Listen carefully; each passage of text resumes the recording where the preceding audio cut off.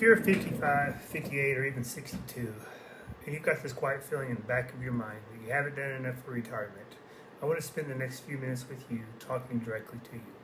Not to make you feel worse, not to sell you anything, but because I think you have more leverage now than you realize. And I want to show you exactly what that looks like. We're going to cover two groups today. If you're still working and retirement is in the next 5 years, I've got 5 specific things you can do starting this week. And if you're already retired and wondering if you made the right call, we're going to talk about that too, because there are some real moves you can still make. Hi, I'm Kevin Davis. This is Strong After 50, where we talk honestly about faith, family, fitness, and finance in the second half of life. Let's get into it. Let me start with a number that stopped me when I first saw it. 64% of Americans fear running out of money in retirement more than they fear death. More than death. This isn't a fringe group. That is most people. And it makes sense because the stakes are real. Social Security pays the average retiree about $1,900 a month. The average American spends over $5,000 a month. That's a $3,100 monthly gap that has to come from somewhere. But here's what I want to challenge you on. Most of that fear is powered not by actual math, but because of the absence of it. People are scared of a number that they've not actually calculated. So the very first thing we need to do today is to get you into the math. Because once you see the real numbers, your numbers, the fears usually get smaller. Not gone, but smaller. And smaller is working. Here's something that surprised me when I first started digging into retirement research. The final 5 years before retirement are some of the highest leverage years most people have in their financial lives. Think about what's true for most people at this stage. Kids are grown and out of the house. Spending is often lower than it has been in 2 decades. You're at or near your peak earning years, and every dollar you set aside now has to compound for a shorter time, which means market swings matter less. The 5 things I want you to do if retirement is in the next 5 years. Step one, know your actual monthly retirement number. Not a guess. 3 months of tracking your real expenses, writing everything down. Your mortgage, your rent, your food, your utilities, insurance, subscriptions, entertainment, and then add what's going to change. Things like healthcare costs, potential travel, helping adult kids, long-term care insurance. Research shows most people estimate their retirement expenses 30 to 40% too low. That gap between what you think you need and what you actually need is the single biggest driver of retirement regret. If you spend, say, $4,000 a month for retirement, you'll need about $1.2 million in savings to sustain that indefinitely. If you spend $3,000 a month, that's $900,000.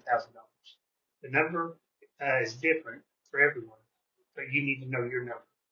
Step number two, max out your catch-up contributions. The IRS gives people over 50 a gift.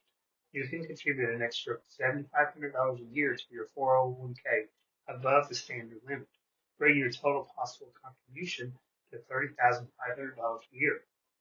Over 5 years, that's $37,500 in extra contributions before any market growth at all. If you're behind, this lever exists specifically for you, so use it. Step number three, run your Social Security scenarios. You have 3 basic claiming windows. Early at 60, your full retirement age at 67 for most people born after 1960, and waiting until 70. Every year you delay past your full retirement age, your benefits grows by 8%. That's a guaranteed inflation-adjusted raise.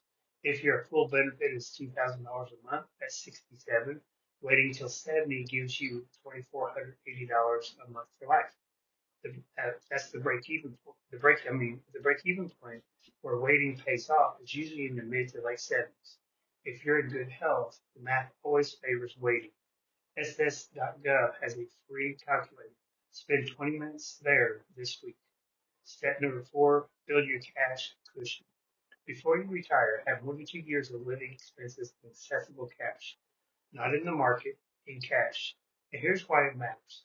In the first 5 years of retirement are called the sequence of returns to danger zone.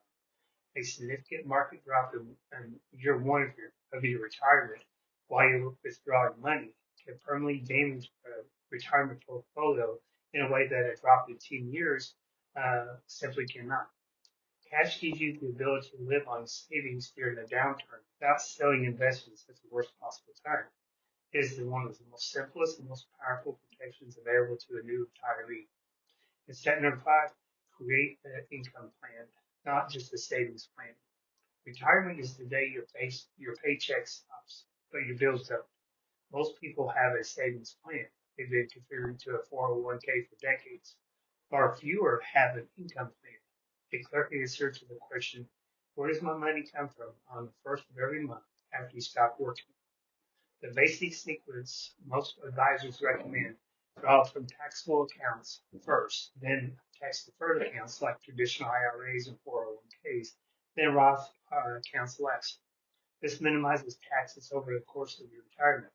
But the right sequence for you depends on your bracket, your RMD timeline, and whether Roth conversions make sense early in retirement. If you don't have a financial advisor, a one-time fee-only consultation can be worth thousands of dollars in tax savings alone.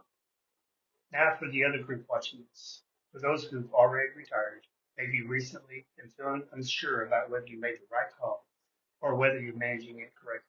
First, I want to say this clearly. It is not too late to adjust. Retirement is not a single moment. It's a phase in life that can span 20, 25, even 30 years. The decisions you make in your first 5 years of retirement are just as important as the decisions you made in the 5 years before it. What to focus on if you're already retired. Number 1, review your withdrawal rate. Are you drawing too much, too little?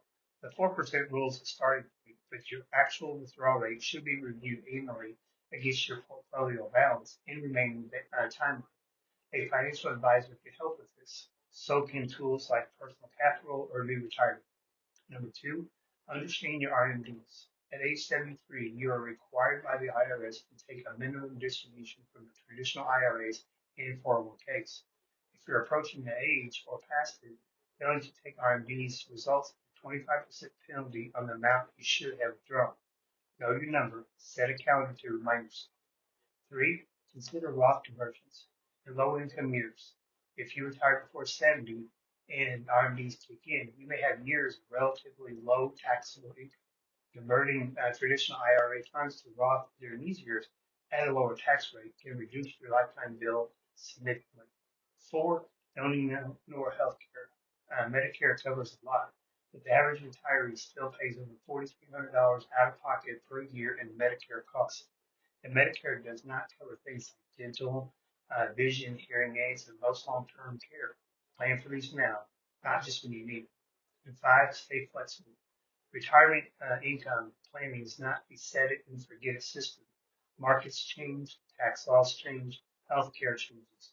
Build a habit of reviewing your plan at least once a year, ideally with a professional, and adjusting as needed. I want to spend a few minutes on something that doesn't show up in the financial planning books, though.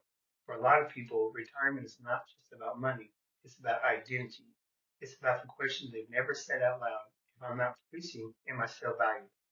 For decades, your worth was in the world was tied to your paycheck, your title, output. Retirement is that structure disappears.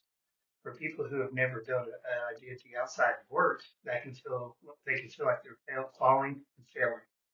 This is not a financial problem. No amount of money solves it. What solves it is purpose, community, relationships. I believe the reason God gave us more time in the second half of life is that we can maximize our portfolio, and it's not that we can maximize our money and coast. It is so that we can invest in things that actually matter: our health, our marriages, our relationship with God, our children, grandchildren, and the people in our lives who need us to be present and not just be financially secure. The finance piece matters a lot. Get it right, but it's only the foundation, not the point. I've met people who've had every dollar figured out and still felt empty inside.